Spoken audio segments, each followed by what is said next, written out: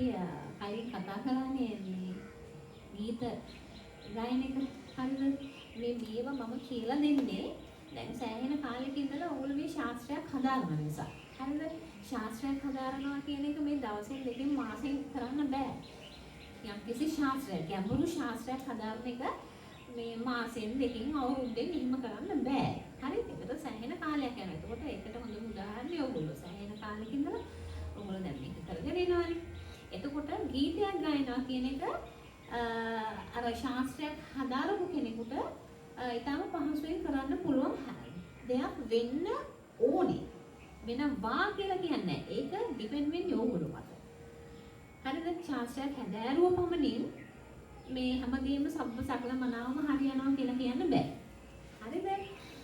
දැන් ඔය මේ අපි කතා කරගෙන හිටියානේ මේ ඔය අනුකරණය කියන එක හරි බයයි ඔය වචනෙට අනුකරණය කියන එකට නේ ඔයගොල්ලෝ බයයි මම නම් බය නැහැ මේ ඒකට බයයි කට්ටිය නේ දැන් හොඳම උදාහරණය තමයි අනුකරණය කියන එකට හොඳම උදාහරණේ රාගකාරී සංගීතය. හරි 100% අනුකරණය කර යුතුයි. ගුරුවරයාව අනුකරණය කළ යුතුමයි. ඔයගොල්ලෝ ඒක දන්නවනේ. හරිද? ඒ අනුකරණය දැන් ගුරුවරයා කියන දේනේ ඔයගොල්ලෝ ගයන්නේ නේ? එතකොට එහෙම ගයනකොට කාලයක් යනකොට ඔයගොල්ලෝ ස්වාධීන වෙනවා. ඒක ශාස්ත්‍රය දන්න කෙනා සහ ශාස්ත්‍රය හදාරන කෙනා දන්නවා. හරිද?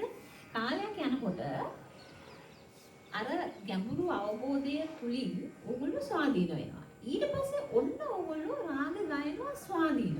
ඒ කියන්නේ ඕගොල්ලන්ගේ දේවල් එකතු කරගන්නවා ඒකට. හරිද? ඒකට කාලයක් යනවා. හැබැයි ෆ්‍රේම් එකක් තියෙනවා. ෆ්‍රේම් එක තමයි රාගේ. හරිද? ඒක දැනගෙන ඉන්න ඕනේ. හරි? දැන් ඒකෙන් මම අර අනුකම්පිත කෙනකින් මම අදහස් කරන්නේ නැහැ ගුරුවරයාගේ හඬ අනුකම්පිත කළ යුතුයි කියලා. දැන් මගේ හඬ ඔයගොල්ලෝ කාටවත් නැහැනේ. මගේ හඬ මට විතරයි. සමහරවිට තියෙන්න පුළුවන්. දැන් මෙතන ඉන්න ඔයගොල්ලන්ට මගේ හඬ නැහැ. ඔයගොල්ලන්ගේ හඬවල් තියෙනවා. හැබැයි ශාස්ත්‍රයක් හදාරනකොට ටික කාලයක් යද්දී අනිවාර්යෙන් ගුරුවරයාගේ හඬ ඔයගොල්ලන්ට එන්න පුළුවන්. පුළුවන් නෙමෙයි ඒක එනවා. ඒක සාමාන්‍ය දෙයක්. ඒක ඉතාමත්ම සාමාන්‍ය දෙයක්. දැන් හිතමු අපි රාගකාරී සංගීතේ ගායනයේ හදාරනවා.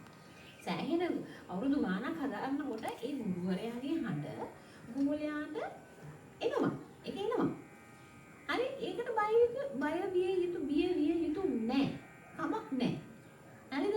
හැබැයි අර අවබෝධය ලැබුණෙන් පස්සේ දැනුම සහ අවබෝධය ලැබුණෙන් පස්සේ ඔයගොල්ලෝ තේරුම් ගන්නවා මගේ හඬ මොකද්ද ගුරුවරයාගේ හඬ මොකද්ද? එතකොට අනුකරණය කරන්න ඕනේ ගුරුවරයාගේ මුඛයෙන් මේ ඔයගලන්ට දෙන ඒ ශාස්ත්‍රය තමයි අනුකරණය කරන්න ඕනේ කියලා.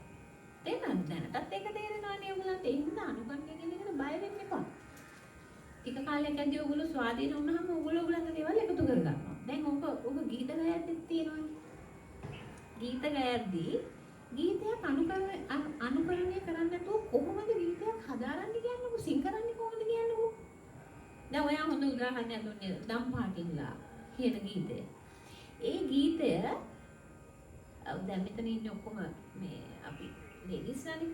දැන් මාල්නි උලසිංහල මහත්මියගේ හඬ සහ එයා කියන විදිහ අනුකරණය කරන්නේ නැතුව කොහොමද ඒ ගීතේ ගයන්නේ කියන්නකො. ඒ ගීතේට ෆ්‍රේම් එකක් තියෙනවනේ. ඒ ෆ්‍රේම් එක ඉස්සෙල්ලා ගයලා ඉන්න ඕනේ. වේරියේෂන්ස් එකතු කරන්න නම් ගීතේ ගයලා ඊට පස්සේ ඔන්න ඔයගලන්ගේ දක්ෂතාවයන් ඉස්මතු කරන්න පුළුවන්. එහෙම නැතුව ගත්ත ගමන් මේ ඔයගලන්ගේ දේවල් කියන්න ගියොත් ඒක ගීතේ වෙන්නේ නැහැ නේ. දැන් ගීතයක් නිර්මාණය කරනකොට කොයිතරම් අමාරුයිද කියලා බලන්න කී දෙනෙක්ගේ මේ සහයෝගයෙන් ගීතේ නිර්මාණය වෙන්නේ. තනුවක් නිර්මාණය කරනවා කියන්නේ තනු රසිකයා සංගීතඥයා නේ පදවලට උචිත තනුවක් දානවා කියන එක කොච්චර අමාරුද බලන්න. ඒතකොට ඒක විකෘති කරනවා එක මොහොතේ විකෘති කරනවා කියන එක කොච්චර අසාධාරණද බලන්න නේ.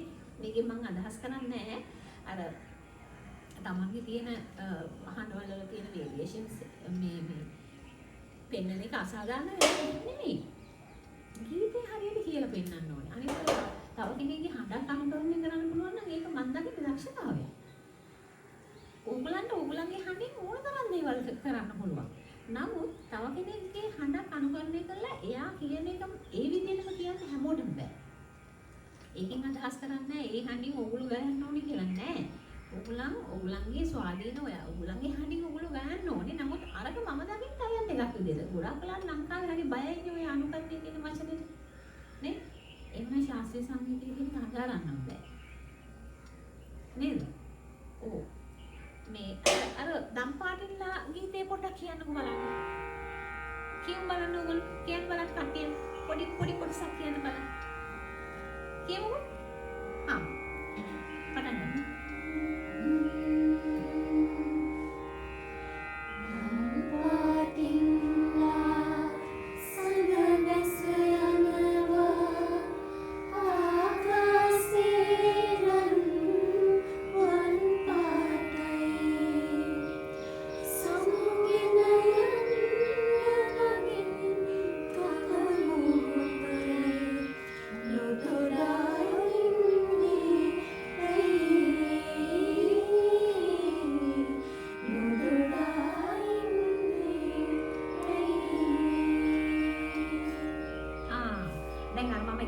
කියපු එක නෑ ඔයගොල්ලෝ මෙහෙමයි. ඒක තමයි මම ඉස්සෙල්ලා කිව්වේ. සින්දුවක් කියනකොට හොඳින් අහන්න ඕනේ. හොඳින් අහලා හොඳින් ග්‍රහණය කරගෙන අවබෝධයෙන් කියන්න. මම එකපාරට ඔයගොල්ලන්ට සින්දුවක් දුන්න හින්දා එකපාරට ඒක මේ හරි විදිහටම කියවෙන්නේ නැති වෙන්න පුළුවන්. නේද?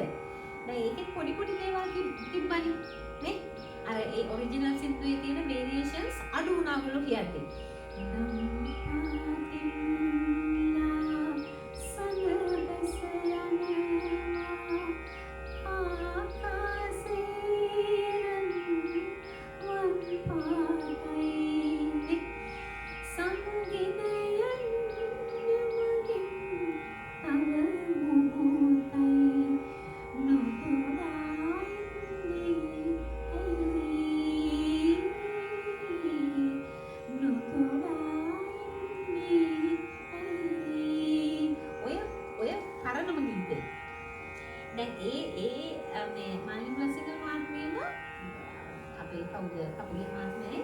ඊළඟ සැරේදී ඔක වෙනස් වෙලා තිබුණා. ඒගොල්ලොම කියන්නේ පොඩි මේ වෙනස්කම් කළා.